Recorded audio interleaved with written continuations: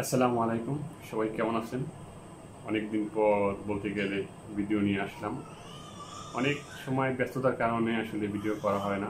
যাই হোক, ভিডিওর শুরু থেকেই আমার ভিডিওতে কম বেশি যারা আর কি কমেন্ট করেন, তাদের একটাই প্রশ্ন যে ভালো হইতেছি না, সুস্থ হইতেছি না। আবার অনেকে বলছেন যে হ্যাঁ, সুস্থ হয়েছি, ঠিক আছে, কিন্তু অধিকাংশই আর কি বলতেছেন যে ডক্টর দেখাইছি, আর অনেকে ডক্টর দেখান নাই। সবাই বলতেছেন যে কি আমি সুস্থ হইতেছি না। আসলে এটা কিন্তু একটা দীর্ঘমেয়াদী একটা পরিকল্পনা বলেন যাই। আসলে আপনি হুট করে যে ১ সপ্তাহ, ২ সপ্তাহ, ১ মাস, ৬ মাস, ১ বছরের ভিতরে যে আপনি সুস্থ হয়ে যাবেন, এটা কিন্তু এরকমের না। অনেক সময় হয় সুস্থ, সেটা তার যে সমস্যা বা ধরন অনুযায়ী। আপনার সমস্যা যেরকমের আপনি ওই অনুযায়ী আপনি অতটা তাড়াতাড়ি হয়তো সুস্থ হতে পারেন। আবার তার সমস্যাটা যদি অনেক সময় গভীর হয়, অনেকে মানসিক সমস্যা একত্রে থাকে, তখন কিন্তু আপনার এই সমস্যাটা থেকে বের হতে বা সুস্থ হতে অনেক সময় লাগে। দেখুন, অনেক মানুষ আছে, আমি নিজ চোখে যেগুলো দেখেছি, যে একটানা ১০ বছর, ১৫ বছর, অনেক সময় ২০ বছর পরেও কিন্তু তিনি এই রোগটাকে ক্যারি করে অনেক সময় ২০ বছর পরেও হয়তো স্বাভাবিক জীবনে ফিরতে পারছেন। এখন আমাদের কিন্তু আসলে ধৈর্য কম। আপনি দেখুন, একজন ছাত্র যখন পরীক্ষার হলে পরীক্ষা দিতে যায়, তার যদি ভিতরে কনফিডেন্স না থাকে, হ্যাঁ আমি পরীক্ষায় লিখে অবশ্যই পাশ করতে পারবো, আর যদি তার ভিতরে এই কনফিডেন্স না আসে যে পরীক্ষায় কি আসবে না, কি লিখবো না, কমন কি পড়বে কি পড়বে না, আমি কিভাবে লিখবো, কেমনে ৩ ঘন্টা ভিতরে থাকবো, আপনি যদি ভিতরে এই ভয় প্রথম থেকেই থাকে, তাহলে আসলে আপনি পরীক্ষার হলে গিয়ে কিছুই পারবেন না, কিছুই লিখতে পারবেন না, অটোমেটিক আপনি কি ফেল। এখন আপনি প্রথম থেকেই শুরু করেন যে আমার এই রোগ হয়েছে, আমি বাঁচবো না, আমি মারা যাব, অন্য কারো এই রোগ হয় না, আমার কেন হয়েছে, আমি কি অপরাধ করলাম, আমি কি আল্লাহর কাছে কি কোনো অপরাধী হিসাবে সাব্যস্ত হলাম। এই ধরনের বিভিন্ন নিজের বিরুদ্ধে বা নেতিবাচক চিন্তা একটা পর একটা কি আপনার মাথার ভিতরে আসতেই থাকে। বা এত ডক্টর দেখাইলাম, এত কিছু করলাম, এত ওষুধ খাইলাম, এত নিয়মতান্ত্রিক ভাবে চলতেছি, তারপর আমি কেন সুস্থ হই না, আমার আশপাশে যারা আছে তারা কতভাবে কত কিছু করতেছে, তাদের কিছু হয় না, আর আমাকেই কেন আল্লাহ পাক দেখলো আর আমার কেন হইলো।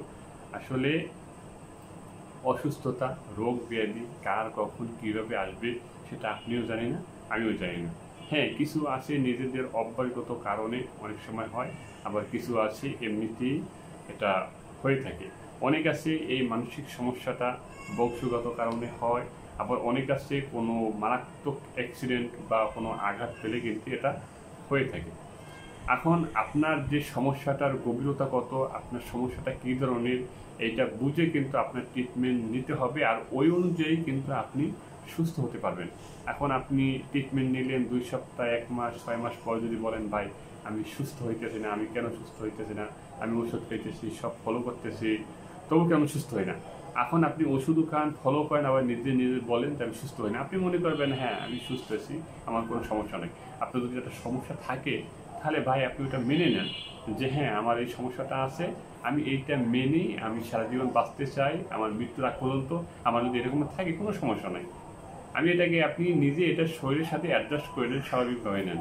অনেকে ধরেন কোথাও বেড়াতে গেলে বা দেশের বাহিরে গেলে তখন কিন্তু দিন রাতের একটা পার্থক্য আসে, খাবার দাবার একটা পার্থক্য আসে, এটা কিন্তু মানায় নেয়, অ্যাডজাস্ট করে নেয়। এখন আপনার ভিতরে যে সমস্যাটা আছে, আপনি যদি মনে করেন যে না এটা ভালো হইতেছে না, আপনি এটা শরীরের সাথে অ্যাডজাস্ট করে নেন, মানায় না। অনেকে বিভিন্ন রোগ নিয়ে, এই যে মানসিক সমস্যার বাহিরেও কত রোগ আছে, কিডনি, ডায়াবেটিক্স যে রোগ দেখেন, এটা কিন্তু সারা জীবন মানুষের বয়ে বেড়াতে হয়। ডায়াবেটিক্স কন্ট্রোলে রাখতে হয়, দীর্ঘমেয়াদী ওষুধ, যতদিন আপনি বেঁচে থাকবেন এই ডায়াবেটিক্সের ওষুধ কিন্তু আপনার খেতেই হবে। অনেক সময় কন্ট্রোলে আসে,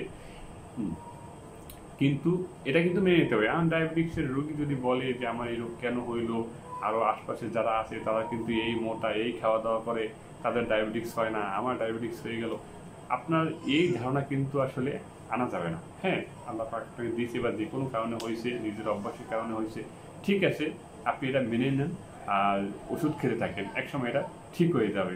আবার যদি ঠিক নাও হয় কোনো সমস্যা নেই, আপনি অ্যাডজাস্ট করে নেন, হ্যাঁ যতদিন বাঁচবো ঠিক হবে, এইভাবেই বাঁচবো।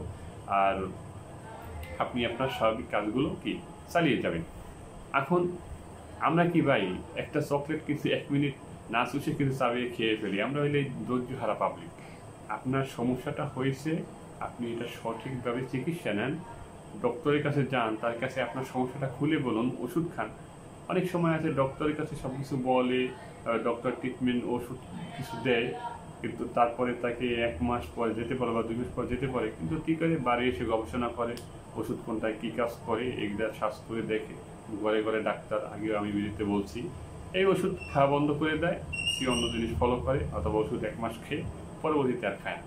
তাহলে কিন্তু আপনি ভাই সুস্থ হবেন না, আপনি যদি নিজেই ডাক্তারগিরি করেন। এখন আপনার মনের ভিতরে আত্মবিশ্বাসটা বাড়াতে হবে মূলত। যে বিষয়টা আমি বলছি, যে কোনো জিনিসে আপনি যদি কোনো চাকরিতে যান, কোনো পরীক্ষায় বা যান, কোনো যে আপনি যদি ওই যে দেখেন যারা নেপালে এভারেস্ট জয় করতে যায়, তারা যদি নিচে থেকে যদি ভেঙে পড়ে উপরের দিকে তাকিয়ে যে আহারে এত উপরে আমি কেমনে উঠবো, পথে বসে যদি পড়ে আমি যদি মারা যাই, তাহলে কিন্তু আপনার এবারের জয় এখানেই শেষ। আর আপনি যদি মনের ভিতরে আত্মবিশ্বাস রাখেন, না আমি এটাকেই জয় করে ফিরবো, আপনার যদি এই আত্মবিশ্বাস থাকে, তাহলে কিন্তু আপনি কেবলমাত্র এবারে জয় করতে পারবেন।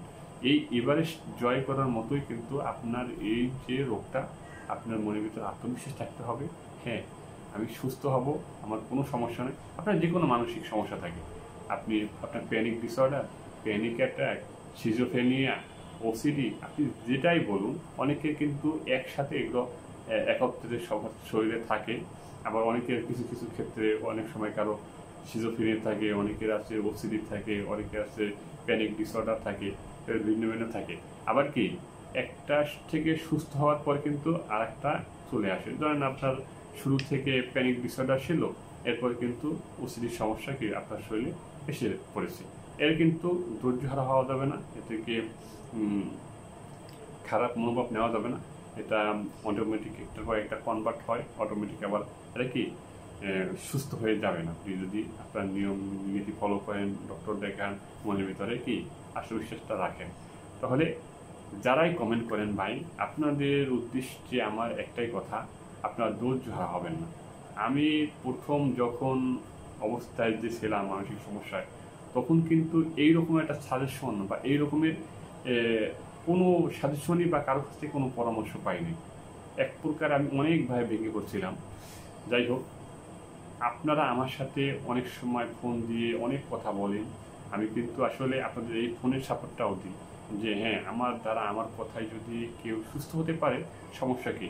কারণ আমি ওই সময় সুস্থ পাই না, বিশেষ করে আমি যখন অসুস্থ ছিলাম বা এই ধরনের সমস্যা ছিলাম, একজনকে ফোন দিয়েছিলাম, সে বলছে ভাই প্রতি মিনিটে 10 টাকা করে দিতে হবে, এবং আপনার আমি যত মিনিট কথা বলবো ওই করে আমাকে টাকা দিতে হবে, আর যদি না বলেন তাহলে আপনি প্রতিদিন কল দেবেন, আপনার 500 টাকা করে কি দিতে হবে।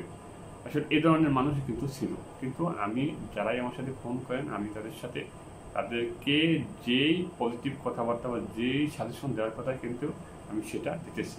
আর অনেকে আমার সাথে যোগাযোগ করার জন্য বিভিন্ন ধরনের কমেন্ট করেন, ভাই আপনার নাম্বারটা বা আপনি আমার এখানে আমার ফেসবুক প্রোফাইলের পেজের লিঙ্ক দেওয়া আছে, আমি পেজে সবসময় থাকি, এবং এই ভিডিও আপডেট বা কখন কি করবেন এটা কিন্তু আমি পেজের মাধ্যমে আপডেট দিয়ে থাকি।